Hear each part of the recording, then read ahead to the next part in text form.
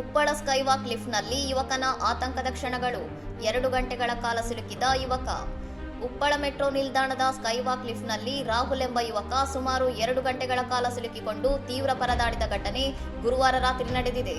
ರಾತ್ರಿ 11 ಗಂಟೆಗೆ ಕೆಲಸ ಮುಗಿಸಿ ಹಾಸ್ಟೆಲ್ಗೆ ಮರಳುತ್ತಿದ್ದಾಗ ಲಿಫ್ಟ್ ಮಧ್ಯದಲ್ಲೇ ಸ್ಥಗಿತಗೊಂಡಿದ್ದು, ಹೈಡ್ರಾ ಅಧಿಕಾರಿಗಳು, ಪೊಲೀಸರು ಮತ್ತು ಅಗ್ನಿಶಾಮಕ ಸಿಬ್ಬಂದಿ ತಕ್ಷಣವೇ ರಕ್ಷಣಾ ಕಾರ್ಯಾಚರಣೆಗೆ ಧಾವಿಸಿದ್ದಾರೆ.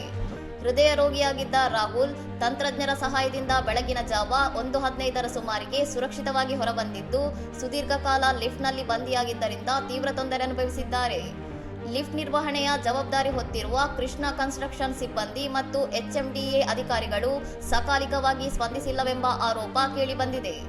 ಲಿಫ್ಟ್ನಲ್ಲಿ ಆಗಾಗ್ಗೆ ಇಂತಹ ತಾಂತ್ರಿಕ ಸಮಸ್ಯೆಗಳು ಉದ್ಭವಿಸುತ್ತಿದ್ದರೂ ಅಧಿಕಾರಿಗಳು ಸೂಕ್ತ ಕ್ರಮ ಕೈಗೊಳ್ಳುತ್ತಿಲ್ಲ ಎಂದು ಸ್ಥಳೀಯರು ಮತ್ತು ಸಾರ್ವಜನಿಕರು ಆಕ್ರೋಶ ವ್ಯಕ್ತಪಡಿಸಿದ್ದಾರೆ.